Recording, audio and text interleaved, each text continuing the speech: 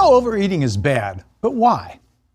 Well, eating too much can lead to obesity and a whole courtyard of metabolic disorders, like type 2 diabetes and cardiovascular disease. But there's also a more fundamental, truly universal fact about eating, especially overeating, that's overlooked in all the attention to calories and waistlines. The wear and tear of living means our cells are constantly in need of repair. The oxygen we breathe and the energy we extract from food require oxidation reactions that occur naturally in our cells, but these same reactions cause damage to DNA, proteins, and lipids. Our cells work to minimize the harm, but the accumulated damage plays a role in aging and the development of chronic and degenerative diseases. In this lecture, we'll see how the foods we eat influence the extent of cellular damage that piles up in our cells. We'll also explore the way we cook our foods can affect the formation of harmful compounds. And we'll discuss how compounds found in some foods can reduce the impact of damaging chemical reactions within our cells. You'll also learn how recent findings about gut bacteria have changed our thinking about diet. And you'll see why you might want to eat an apple or a salad instead of sipping fruit juice or kale smoothies. We'll also touch on the possible benefits of intermittent fasting. Let's get started. We begin to age the moment we are born. And this is primarily because of events in our cells that occur in the course of normal metabolism. The cellular cause of aging we'll focus on in this lecture is the production of free radicals. Unstable atoms are molecules with one or more unpaired electrons. Electrons like to be in pairs, so atoms with unpaired electrons are highly reactive, meaning these free radicals react with other molecules to steal their electrons. Ozone-damaging chlorofluorocarbons, for example, act through a free radical mechanism as well. In the presence of sunlight, a free radical form of chlorine is created with an unpaired electron. It reacts with ozone, O3, causing it to break down to O2, generating a new free radical and continuing in a chain reaction. Chain reactions cause enormous problems. Chain reactions of radical formation, like those in ozone depletion, can occur for any free radical. When free radicals form in the cell, their chain reactions can disrupt membranes. DNA may be mutated, and the structure of proteins and lipids may be altered. This is the inevitable byproduct of living, as our cells carry out oxidative reactions to obtain energy from food. The electron transport chain is essential for the powerhouse production of ATP in the mitochondria, but it is also a prime source of free radicals involving oxygen.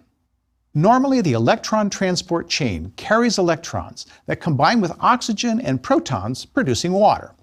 We cannot live without this process, but electrons sometimes escape from the electron transport chain and attach to other oxygen molecules, forming free radicals known as reactive oxygen species, or ROS.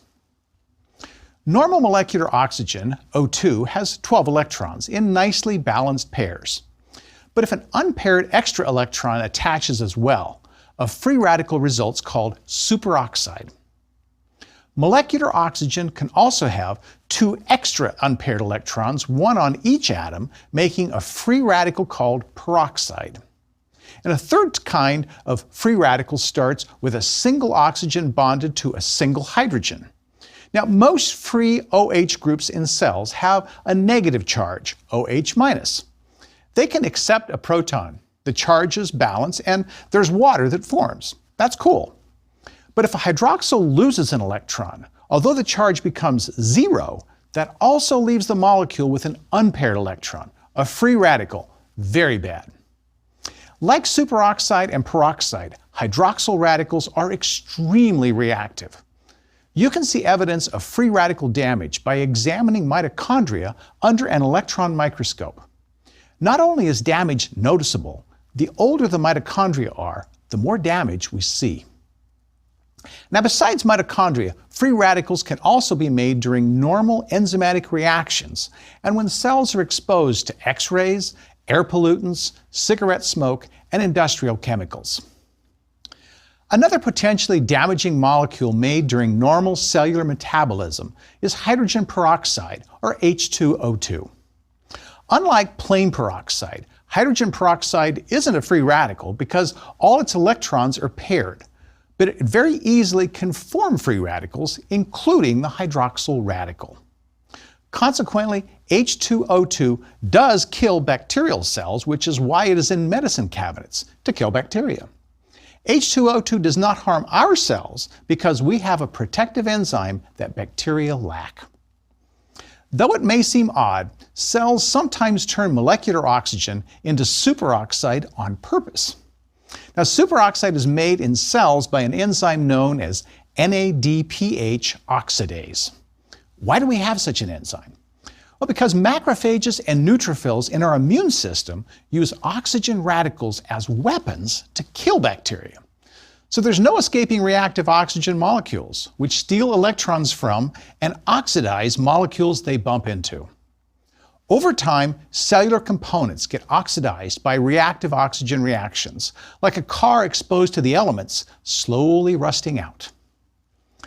Fortunately, cells have mechanisms to limit the harm done by oxygen-free radicals. Enzymes that dismantle free radicals are one line of defense. And one such enzyme, known as superoxide dismutase, is so important that it has evolved to have the highest catalytic efficiency, that's kcat over km as we learned in the enzymes lecture, of any known enzyme. That, as much as anything, speaks to the importance of protection from damage by superoxides. Because if the enzyme doesn't disable the superoxide first, damage to an important cellular molecule may occur. In fact, speed is essential for every protective mechanism against radicals. It's a race between the damaging radical and the protecting material. When the race is lost, damage occurs. Superoxide dismutase performs two sequential reactions on superoxides to disable the radical O2. The enzyme contains a copper atom that accepts the unpaired electron from a superoxide, converting the copper from copper plus 2 to copper plus 1, and releasing detoxified oxygen, just plain O2. To return to its original state, though, the enzyme's copper ion must lose that electron that it gained.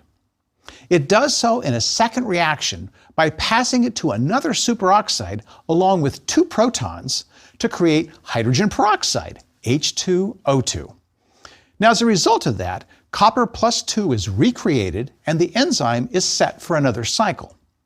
But superoxide dismutase has put out the superoxide fire only to start another one with H2O2. To deal with H2O2, the enzyme called catalase that's in our cells converts H2O2 into water and O2. That is, catalase effectively finishes off the detoxification reaction begun by superoxide dismutase. You can see the effects of catalase when you pour hydrogen peroxide on your skin. See those tiny bubbles created on contact? They're from the skin's production of molecular oxygen catalyzed by catalase. The enzyme in skin is turning H2O2 into O2, those are the bubbles, and H2O. The reason H2O2 is a disinfectant against bacteria is because bacteria don't have catalase, making them susceptible to radical damage from H2O2. A similar enzyme-based defense for dealing with reactive oxygens involves a small molecule called glutathione. Glutathione is a small peptide of just 3 amino acids that fights free radicals, and it's used like a weapon by the enzyme glutathione peroxidase. In addition to enzymes, other defenses against free radicals are provided by antioxidant molecules. Now, the term antioxidant shows up a lot, so let me clarify. Enzymes do help prevent oxidation of cellular components. Enzymes are important in antioxidant defense, but when I use the term antioxidant, I'm specifically referring not to enzymes, but to molecules that are easily oxidized. No, I didn't say that wrong. Antioxidants prevent oxidation of other substances by themselves becoming oxidized. They take one for the team, so to speak, to spare other molecules. Antioxidants are small molecules themselves, not enzymes, and they work by literally bumping into radicals and giving them electrons. The most important ones are vitamins C and E. Vitamin C, also known as ascorbic acid, is water-soluble. When completely oxidized, it loses 2 protons and 2 electrons to form dehydroascorbate. An intermediate, partially oxidized form of vitamin C results from loss of 1 proton and 1 electron. That's what's produced when vitamin C bumps into a radical. Vitamin C's antioxidant properties are why it is used to keep fruit from browning. When apples, for example, are cut open, the phenolic molecules they contain are exposed to oxygen and oxidized to form yellow-brown compounds called quinones. Phenolics and quinones are related compounds with benzene rings and at least 1 hydroxyl group. Sprinkling cut fruit with lemon juice, which has high levels of vitamin C, prevents oxidation of the phenolic compounds, as ascorbate gets oxidized instead. As a result, the apple does not turn brown. Vitamin C protects cells in a similar fashion. It also helps to reduce oxidation from reactive oxygens in the cytoplasm's aqueous environment. Not all parts of the cell contain water, though. For parts of the cell like membranes that do not contain water, the fat-soluble vitamin E can provide protection against oxidative damage if it bumps into a radical before the radical bumps into something else. Oxidation of fatty acids in lipid membranes can create a chain reaction, so stopping it is important. In cells, the multiple layers of antioxidant protection work together. When vitamin E is oxidized in its action, it can be returned to a reduced state by vitamin C. It means then that being deficient in vitamin C reduces the ability of vitamin E to function. Other cellular antioxidants like glutathione help to return vitamin C to its reduced state. So sufficient glutathione is necessary for both vitamin C regeneration and indirectly continued vitamin E functioning. Sometimes there are more free radicals than protective enzymes, and antioxidants can mop up. When these defenses are overwhelmed, the cells are said to be under oxidative stress, and damage can occur. Oxidative stress may be a factor in aging and is believed to play a role in development of a whole slew of diseases. For example, emphysema arises from oxidative damage to a critical protective protein in the lungs called alpha-1 antitrypsin. Reactive oxygens have been implicated in atherosclerosis, stroke, arthritis, hypertension, cancer, vision loss, and neurological problems like Parkinson's. Reducing oxidative stress, then, seems to be a no-brainer for good health. And that means reducing things that increase oxidative damage and maintaining optimal levels of antioxidants in our bodies. But this is not a simple matter of popping pills to supply antioxidants. There are 2 immediate reasons supported by many studies why increasing intake of antioxidants cannot solve all oxidation-related problems. First, the antioxidant balance in cells is complex. As we've already seen, vitamin E needs vitamin C, which in turn needs glutathione. And there are additional molecules like uric acid and even vitamin A that may help deal with free radicals. In fact, there may be some antioxidants we don't even know about yet. Given the interdependence of various antioxidants, increasing the intake of some haphazardly might be useless at best and harmful at worst. More may not necessarily be better. Large-scale studies done to test whether antioxidant supplements improved health outcomes show that many effects obtained were minimal. So the evidence that giving antioxidant supplements results in better health is not strong. A second point against antioxidant supplements, which sounds counterintuitive, is that a small amount of oxidative stress may induce our cells to up their defenses. Adversity makes you stronger, they say. Instead of flooding cells with supplements, it might be better to find ways to stimulate the cell's intrinsic antioxidant defenses. A related approach is to study people who exhibit the signs of good health and observe what they eat. In numerous studies, people who enjoy better health have been found to eat the most fruits and vegetables and whole grains together with nuts, oils, a serving or two of dairy products, and small amounts of plant-based or lean animal protein. They also limit red meat, saturated fats, and refined carbohydrates. What are the biochemical reasons for this? Well, a typical Western diet is high in refined carbohydrates like white flour and simple sugars, animal protein, and saturated fat. If you compare that diet with one with large amounts of vegetables and fruits, more like a so-called Mediterranean diet, the first noticeable difference is energy density. That is, there's a lot more energy in meat, fat, and lots of refined carbohydrate than from the staples of the Mediterranean diet, fruits and vegetables. And how do we obtain this energy? By the oxidation of food molecules that eventually culminates in the electron transport chain in mitochondria. The more food there is to burn for energy, the more the electron transport chain runs. And the more it runs, the greater the chances of generating reactive oxygens. In fact, scientists have observed that oxidative stress rises right after a meal, presumably because cells are busy running electron transport. And when electron transport runs full tilt, electron backups can occur and form reactive oxygen species, as we have seen. So highly caloric meals are likely to increase the amount of free radicals. So issue number one is too many calorie-dense foods generate high levels of reactive oxygen species that can cause damage. One way to reduce oxidative damage, then, may be to eat foods less energy-dense.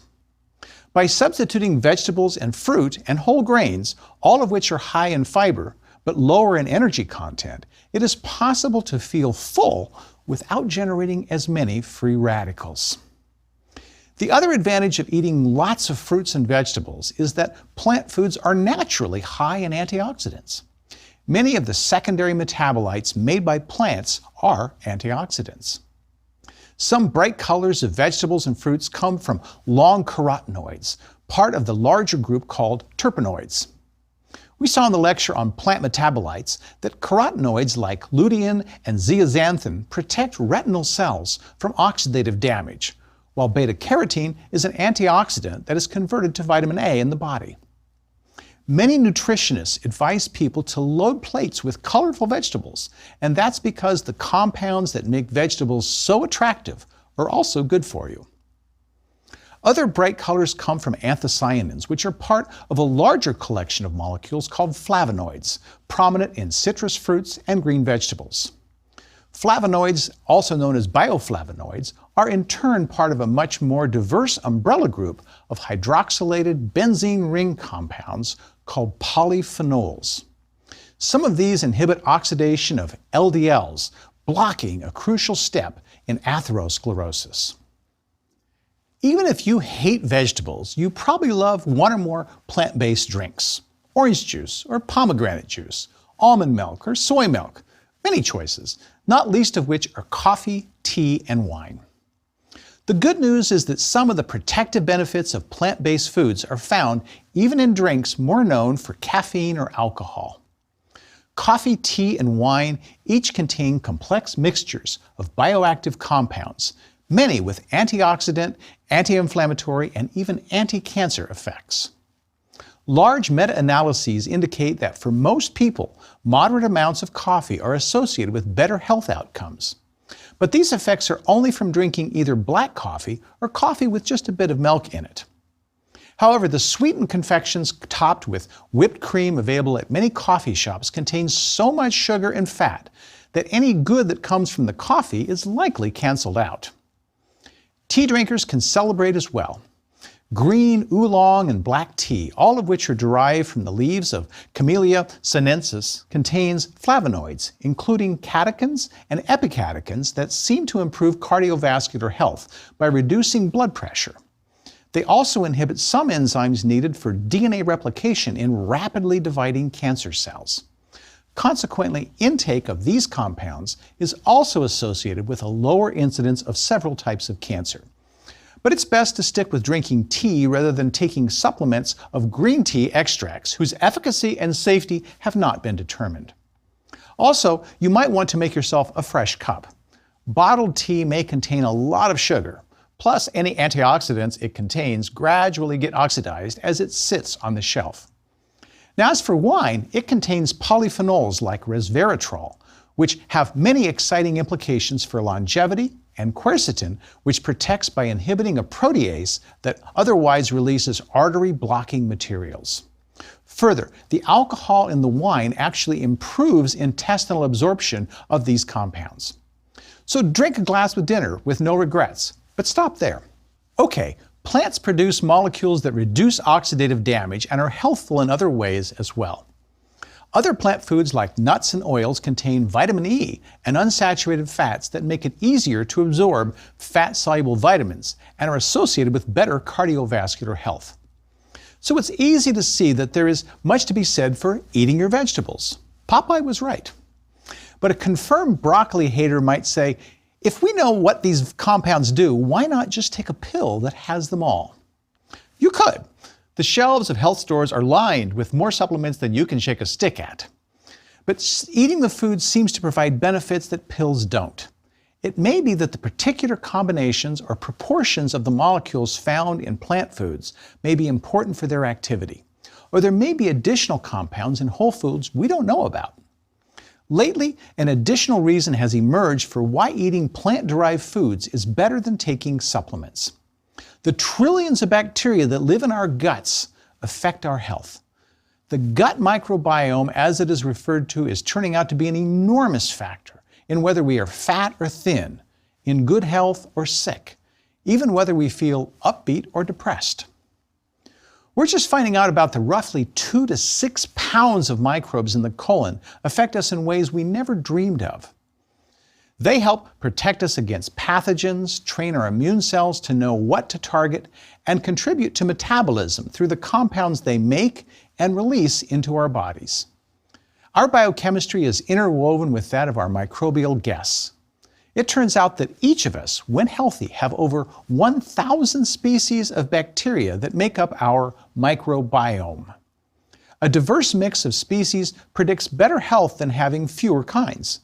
And the specific kinds of bacteria and their proportions may have a bearing on, for example, whether you have a tendency to gain weight or stay skinny. If you thought that was startling, consider that your colon bacteria also produce a variety of neurotransmitters, chemicals that are used for signaling in your nervous system and brain. More serotonin is made by your microbial guests than is made in the brain. Okay, this is all fascinating, and it takes us back to why dietary supplements don't have the same outcomes as eating foods. And here's where the gut microbes come in. What we eat feeds us, but it also must feed them. It turns out that what we feed them determines which species flourish. So healthy eating is not directed just at our cells, but also at our microbes. For example, one ingredient in what we eat that helps it reach the colon is fiber, which is essentially undigested food. Fiber is abundant in vegetables, fruits, and whole grains. We cannot digest fiber, but bacteria can, and they break it down and release a mix of short-chain fatty acids. Some of these fatty acids signal fullness and reduce food intake, while others seem to protect against insulin resistance. Yet others reduce levels of blood cholesterol and triglycerides. So we must eat plant foods to get the nutrients needed for these health-promoting effects. The more easily that foods are digested and absorbed in our small intestines, the less of it passes on to our microbes in the colon. If a lot of what we eat is absorbed by us, there are two ill effects. We gain weight, and our guests starve. And if your microbiome ain't happy, ain't nobody happy. What's more, the undigested plant material that enters the colon contains some compounds that bacteria convert into useful products for us.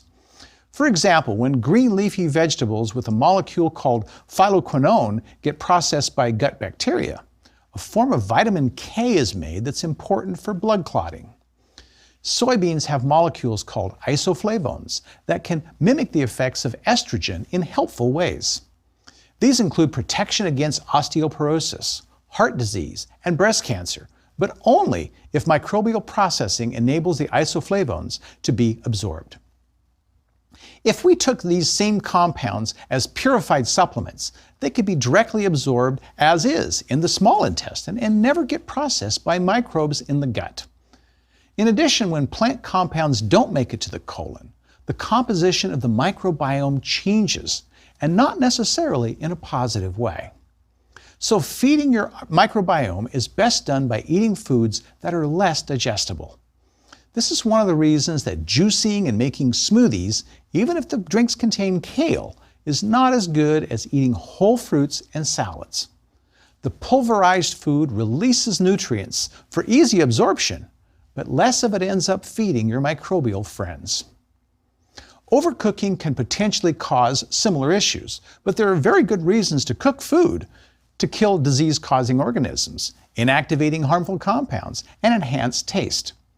But how food is cooked also makes a difference. Grilling meats, for example, can create a number of cancer-causing chemicals like polycyclic aromatic hydrocarbons and heterocyclic amines. Cooking can also cause the formation of compounds called advanced glycation end products, or AGEs. Glycation is the haphazard bonding of sugar to a fat or protein without guidance from an enzyme. Many foods contain some glycation end products to start with, but these increase when cooked, especially when cooked with dry heat. Well, why do we care?